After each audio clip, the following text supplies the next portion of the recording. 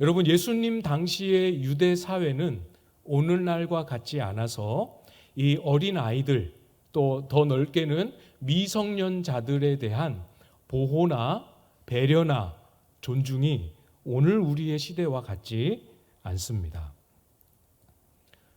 길 가다 보면 어린이 보호구역 이렇게 따로 정해지기도 하고, 학교 주변은 또 유해한 업종이 생길 수 없도록 방지도 하기도 하는 여러 제도들에 의해서 우리 어린 아이들과 자라나는 청소년들을 보호하고 배려하지만 예수님 시대에는 그렇지 않았습니다. 그러나 예수님은 달랐어요. 우리가 잘 아는 것처럼 예수님은 어린 아이들이 내게 오는 것을 막지 말라 하시고, 어린 아이들을 예수님은 친히 축복하시기도 하셨지요. 예수님께서 어린 아이들을 그렇게 기뻐하시고 그들을 품으셨던 이유는 단순히 이들이 어린 아이이기 때문에, 또는 보호를 받아야 하는 약함이이기 때문만은 아닙니다. 예수님이 어린 아이들을 귀하게 여기셨던 이유는 어린 아이들에 대한 하나님 아버지가 가지고 계시는 비밀이 있기 때문에 그렇습니다. 그게 무엇인지 오늘 말씀을 통해서 우리 같이 좀 묵상해 보려고 하는 건데요. 25절 맨 앞에 보시면 그때에 예수께서 대답하여 이르시되, 이렇게 하며 말씀이 시작이 됩니다. 그때에 라고 하셨기 때문에 어떤 때인지를 염두에 두면서 이 말씀을 들으라 하는 의미가 되겠지요. 어떤 상황인지 좀 생각을 해보겠습니다. 오늘처럼 우리 아이들이 앞에서 찬양하는 것을 보고 마음이 막 흐뭇하고 사랑스럽고 기쁘고 그런 분위기에서 이 말씀을 주고 계시는 것이 아니에요. 이 맥락과 문맥을 살펴보면 예수님은 이스라엘 사람들을 크게 책망하고 계십니다. 예수님이 이스라엘을 향하여 사람의 몸을 입고 오시지 않았습니까? 오셔서 많은 말씀을 가르치시고 또 권능을 행하셨습니다. 그러나 사람의 몸을 입고 오셨기 때문에 모든 사람들에게, 모든 지역에 다 그 은혜를 똑같이 주신 건 아니었어요. 갈릴리 들어보셨죠? 갈릴리라는 이 동네에 주로 제일 많이 가르침을 행하셨고, 이적도 치유의 능력도 예수님이 가지신 권능도 갈릴리에서 가장 많이 보여주셨습니다. 그러나 갈릴리에도 그렇게 많은 이적과 그렇게 많은 예수님의 가르침을 받았던 갈릴리에도 예수님을 끝까지 믿지 않던 유대인들이 정말 많았어요. 그래서 예수님이 이 사람들을 향하여 아주 무섭게 책망하셨습니다. 여러 가지를 말씀하셨지만 한 부분만 우리가 보면 도움이 될 것 같아요. 21절 마태복음 11장 21절 말씀을 보시면, 화 있을진저 고라시나 화 있을진저 벳세다야, 너희에게 행한 모든 권능을 두로와 시돈에서 행하였더라면 그들이 벌써 베옷을 입고 제 앉아 회개하였으리라. 되게 무섭게 책망하고 계시죠. 화를, 재앙을 선포하고 계십니다. 그런데 고라시나 이렇게 말씀하시죠. 또 벳세다야 이렇게 말씀하셨습니다. 여기서 고라신 또 벳세다, 이것은 갈릴리 지역에 있는 마을 이름입니다. 그리고 뒤에 두로와 시돈이라는 이름도 나오지요. 이 두로와 시돈은 이스라엘 국경에 아주 가까이 있지만, 그래서 서로의 소식을 잘 들을 수 있을 만큼 가깝지만 아주 뚜렷한 이방인의 대표적인 이방인 도시였습니다. 가깝게 있기는 하지만 이방인의 도시로서 있었기 때문에 이스라엘 사람들은 굉장히 불편하게 여겼던 도시의 대표적인 이름이죠. 지금 무슨 말씀을 하고 계시냐면 너희가 유대인이라고 자부하고 있는 이 갈릴리의 고라신도, 이 갈릴리의 벳세다도 이 예수님의 큰 권능과 이적을 보면서도 믿지 않는 걸 보니까 마지막 심판 때에 가면 오히려 그 권능을 보지 못하고 믿지 않았던 두로와 시돈이 오히려 덜 고통스러울 것이다. 그때 임할 심판과 책망과 하나님의 진노는 오히려 권능을 보고도 믿지 않았던 고라신과 벳세다에 더 크게 임할 것이다. 이렇게 말씀하고 계시는 거죠. 말씀을 듣고 오랫동안 듣고 많이 듣고 깊이 들어도 말씀에 반응하여 움직이지 않으면 이방인과 다를 바 없다. 이렇게 말씀하고 계십니다. 우리가 어떤 사람은 신앙이 부족하고 어떤 사람은 교회 나온 지 얼마 안 됐고 어떤 사람은 저렇게 예수님 믿어서는 안 돼 라는 대표적인 모습이라 할지라도 주님은 그런 사람들이 아니고 우리에게, 저에게 말씀하고 계시죠. 지금 말씀을 깨닫게 해 주어도 깨닫게 해 주신 그 말씀에 반응하고 움직이지 않으면 너도, 목사인 너도 다를 바 없다. 이렇게 말씀하고 계십니다. 예배 드릴 때는 세상에 이보다 경건한 사람이 없을 것 같습니다. 말씀을 듣고 배울 때에는 세상의 말씀을 사모하는 사람이 또 있을까 싶을 만큼이에요. 기도할 때에는 사람이 이 땅에서 얻을 수 있을 만한 은혜는 다 얻은 사람처럼 그렇게 기도합니다. 그러나 그 모습이 거기에만 아니고 우리의 가정에까지, 학교에까지, 직장에까지 이어져야 하는데 그런 모습으로 살아가는 사람 찾기가 정말 어려운 시대를 살고 있는 거죠. 예수님 시대의 갈릴리 사람들뿐만 아니라 오늘 이 한국교회 속에 예수님을 믿고 신앙생활 열심히 한다는 사람들 중에도 말씀을 듣기만 하고 반응하지 않는 사람들의 모습 정말 많지 않습니까? 이런 때에, 이런 시대를 바라보시면서 우리 예수님께서 말씀하고 계십니다. 정확하게는 기도하고 계시지요. 뭐라고 기도하십니까? 천지의 주제이신 아버지요. 이 한글에는 천지의 주제이신 아버지요, 이 단어가 제일 먼저 나오지만 이 헬라어 원문에는 감사하나이다, 이 단어가 제일 먼저 나옵니다. 그래서 감사하나이다, 천지의 주제이신 아버지요, 이렇게 예수님이 기도하고 계세요. 앞에서 재앙을 선포하시고 큰 책망을 하셨지만 하나님을 향하여서는 감사의 기도를 드리고 계십니다. 무슨 맥락인지 확인을 좀 해봐야겠죠. 여기서 천지의 주제라고 하신 이 표현은 문자적으로는 하늘과 땅의 주인이시다, 그런 뜻이에요. 하늘과 땅의 하나님 아버지가 주인이십니다. 온 세상에 여전히 하나님이 주인이십니다. 주인이심을 감사드립니다 하는 마음으로, 고백으로 기도하고 계시는 거죠.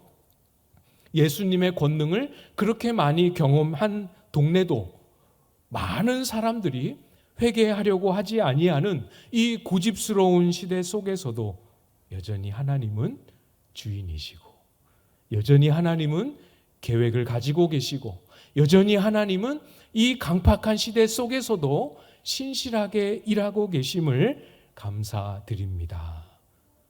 이렇게 기도하십니다. 이게 우리의 소망이지요. 우리 역시도 말씀을 듣지만 말씀을 오랫동안 듣고 있고 매주마다 계속해요 반복하여 듣지만 그 말씀을 듣고 은혜를 깨닫고 누리면서도 회개에 합당한 열매를 맺지 못할 때가 얼마나 많이 있습니까? 그렇죠? 그럼에도 불구하고 아이고 나는 안 되나 보다 하지 말아야 할 이유가 오늘 본문 안에 들어있지요. 내 옆 사람을, 주변에 있는 지체들을 보고도 언제나 변화될까, 언제나 회개에 합당한 열매를 맺을까 한숨이 나오지만, 그럼에도 불구하고 우리가 서로를 바라볼 때도 포기하지 말아야 할 이유가 바로 여기에 있습니다. 하나님은 여전히 살아계시고, 하나님의 계획은 여전히 유효하며, 하나님은 여전히 온 세상의 주인이시기 때문이지요. 기억하십시오. 아무리 시대가 이러하여도 우리 하나님은 여전히 이 시대의 세상의 주인이십니다. 천지의 주인이신 아버지께서 그분의 방식으로 지금도 신실하게 일하고 계시지요. 그 일하고 계시는 주님의 방식이 이어지는 예수님의 기도 속에 잘 드러나고 있지요. 이것을 지혜롭고 슬기 있는 자들에게는 숨기시고 어린 아이들에게는 나타내심을 감사하나이다. 이것을 어떤 사람에게는 숨기시고 어떤 사람에게는 나타내셨던 이것은 바로 하나님 나라의 복음이지요. 예수 그리스도를 알고 예수 그리스도를 믿고 생명을 얻고 하나님 나라에 들어가 하나님 백성으로 살아가는 그 복음을 어떤 사람에게는 숨기셨고 어떤 사람에게는 나타내셨습니다. 숨겨진 사람에게는 깨달음이 없습니다. 아무리 들려주어도, 그 나라 말로 들려주어도 깨닫지 못합니다. 숨겨 놓으셨기 때문에 보이지 않습니다. 당연히 같은 자리에 있어도 하나님 나라에 들어가지 못합니다.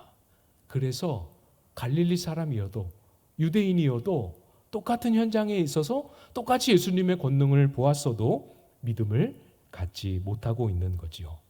돌이켜서 회개하고 주님 앞으로 나아오지 않는 것입니다.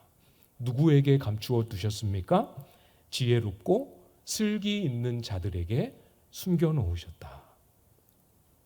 어떤 사람이든지 상관없이 어쨌건 어떤 사람에게는 숨겨놓으셨다라는 사실이 어떻게 보면 불공평해 보인다, 이렇게 생각하실 수 있을지 모르겠습니다. 여기서 지혜롭다, 슬기롭다 하는 말은 스스로 지혜롭다 여기는 다 그런 의미예요. 스스로 슬기롭게 여긴다라는 그런 뜻입니다. 스스로 지혜가 있고 스스로 지혜롭기 때문에 분별할 줄도 알고 판단할 줄도 알고 결정할 수 있는 힘도 있다고 생각하기 때문에 진정한 지혜이신 하나님의 지혜를 안 듣습니다. 안 받아들입니다. 스스로 슬기롭다 생각합니다. 나에게 있는 이 지식과 이 경험에서 비롯된 슬기로움이면 내 인생 하나 건사하기에는 충분하기 때문에 자기보다 더 큰 슬기로움이신 하나님의 뜻이 다가올 때 필요 없어 합니다. 거부하는 것이지요. 지혜롭고 슬기로운 자들에게 숨겨놓으셨다라는 말의 의미는 이런 의미입니다. 지식이 쌓이고 경험이 쌓입니다. 연륜이 쌓이면 자기 판단이라는 것이 생기지요. 이렇게 저렇게 바라보고 생각할 수 있는 사고력도 생깁니다. 눈치도 보기 시작하고 계산도 하게 됩니다. 그러나 그것이 합리적이고 똑똑한 것 같지만 결국에 가서 보면 예수 그리스도를 따르기로 했던 그 걸음은 망쳐지고 맙니다. 하나님 나라를 받들지 않고 자기 지식과 자기 판단과 자기 경험을 받들고 살아가게 되는 거지요. 그것이 예수님 시대에나 오늘 이 시대에나 똑같은 세상의 현실입니다. 그러나 여러분, 다는 아니에요. 전부는 아닙니다. 모든 사람이 다 지혜가 있고 자기 지혜를 전부로 여길 것 같지만 그렇지 않습니다. 놀랍게도 똑같이 지혜가 있고 똑같이 지식이 있어 보이지만 놀랍게도 하나님 나라의 길을, 복음을 예수 그리스도 안에서 발견하고 깨닫는 사람들이 있습니다. 이 마태복음 11장의 문맥 안에서 이 표현, 이 말씀 그대로 말씀을 드리면 어떤 사람들은 틀림없이 하나님 나라의 복음을 깨닫고 믿음으로 하나님 나라로 침노하여 들어가는 사람들이 있습니다. 어떤 사람들입니까? 의지력이 강한 사람들입니까? 강하고 능한 사람들입니까? 연륜과 경험이 풍부하여서 예수님의 가르침도 아주 유연하게 받아들일 수 있는 그런 지성과 교양의 사람들입니까? 아닙니다. 신학교육을 잘 받은 저와 같은 목회자들입니까? 아닙니다. 누가 그 진리를 깨닫게 됩니까? 오늘 본문의 어린 아이들입니다. 어린 아이들. 놀랍죠. 이 어린 아이들이라는 표현은 단순히 나이만 어리다 그런 뜻만 있는 것이 아니고 미성숙한 경험이 없는 사람이라는 의미가 포함되어 있습니다. 잘 몰라요. 그러니까 옆에서 이야기해주면 그대로 합니다. 우리 아까 아이들 찬양하는 거 같이 잘 참여하셨죠? 원래 그렇게 하려고 한 게 아닌데 연습하는데 마이크를 아이 입에 이렇게 가져다 주니까 마이크에 대고 열심히 찬양을 하는 거예요. 그래서 마이크 대고 같이 찬양해도 좋겠다. 왼쪽으로 좀 가라 그러면 가요. 멈춰 서라 하면 서고 앞에서 율동하는 거 따라 하라면 따라 합니다. 잘 모르기 때문에 옆에서 해주는 말을 잘 듣고 의존하고 따라 합니다. 지혜가 부족하기 때문에 주변에 지혜가 들려오면 받아들입니다. 하나님의 지혜를 가르쳐주면 순응합니다. 스스로 할 수 없는 부분이 많이 있기 때문에 하나님을 향하여 마음이 열려 있습니다.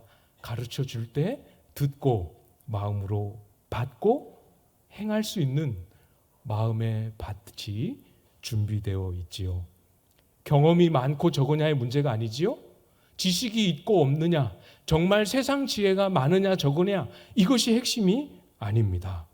세상의 지혜가 없어서, 가지고 있는 것이 없어서 하나님 앞에 의지하는 마음을 갖든, 있어도 세상 지혜와 지식이 있어도 그것을 부정하고 내려놓고 주님 앞에 나아가든 어떤 방법으로든 주님의 것을, 주님의 입에서 나오는 그것을 받아들이려 하는 마음, 이것이 핵심이고 이것이 어린 아이의 본질이지요.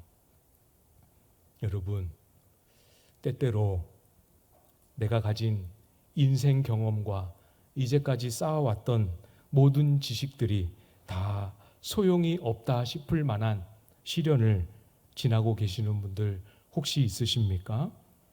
어떤 면에서 너무너무 아프고 고통스럽고 목회자로서 빨리 그때가 끝나고 지나가기를 기도하지만 또 한편으로는 이 시련을 통하여 혹 하나님이 나에게 있는 것으로는 안 된다는 사실을 깨닫고 배우게 하시고 나를 하나님 나라를 받드는 어린아이와 같이 만들고 계시는구나 생각하고 그 앞에 무릎을 꿇을 수도 있어야 합니다.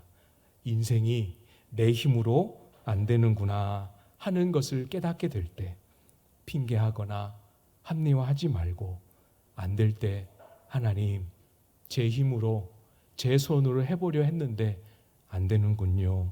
인정하고 그분 앞에 엎드리십시오. 이것이 바로 어린아이의 마음, 어린아이와 같이 되는 마음, 어린아이와 같이 하나님 나라를 받드는 마음입니다. 정리가 되시죠? 나이의 문제가 아닙니다. 외적으로 볼 때 실제로 지혜가 있느냐 없느냐 이 문제도 아니지요. 경험이 많으냐 적으냐 이것도 아닙니다. 어린아이가 되는 거죠. 내가 어린아이가 되어야 합니다. 주일학교를 품는 세대통합 예배입니다. 품어지고 있으시죠? 좀 더 많이 품어지고 계십니까?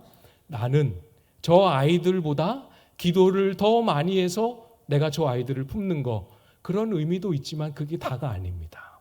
저 아이들은 믿음이 부족하고 저 아이들은 신앙이 연약하기 때문에 신앙이 좋은 내가 저 아이들을 품어주어야 한다.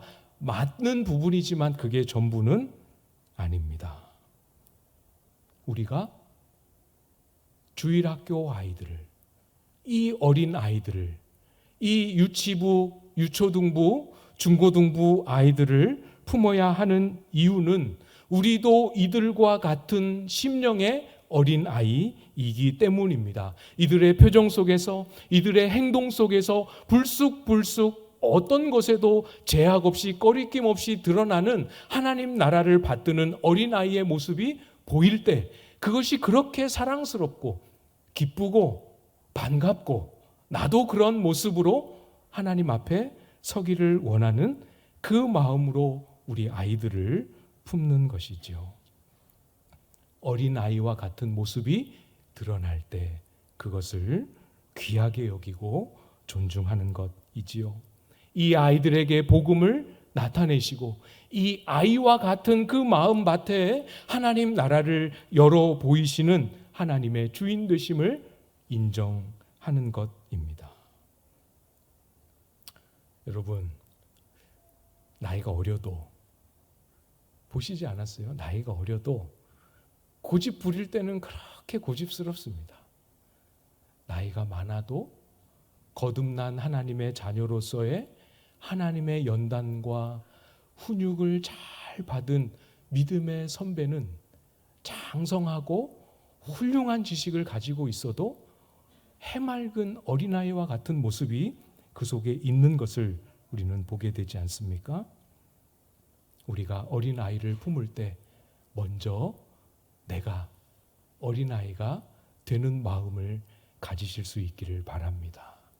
눈치 보지 않고 이것저것 계산하지 않고 따지지 않고 주님이 그러하다 할 때 속에서 사실은 불쑥불쑥 뭔가가 올라오지만 다 잠잠히 내려놓고 알겠습니다 주님 하는 어린아이의 마음을 먼저 우리가 갖는 것, 이것이 첫 번째이지요. 그 다음에 우리가 아이들을 품는다라고 할 때 어린 아이들 속에 이 진리를 나타내시는 은혜가 이 아이들 가운데 속히 임하고 더 풍성하고 온전하게 임할 수 있도록 기도해 주시는 것입니다.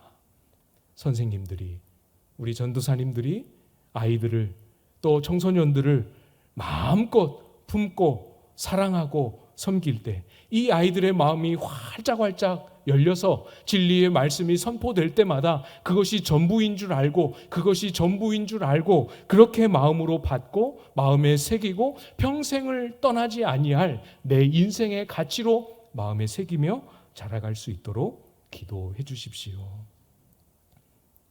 주님께서는 진리에 반응하지 않는 세대를 향하여 거침없는 심판과 재앙을 선포하셨습니다.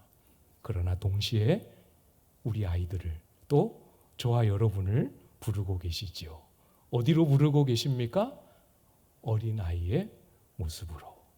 하나님 앞에서는 아무것도 스스로 할 수 없어 하나님 얼굴만, 그 입술만 바라보고 기다리고 있는 어린아이의 모습으로 저와 여러분을 부르고 계십니다.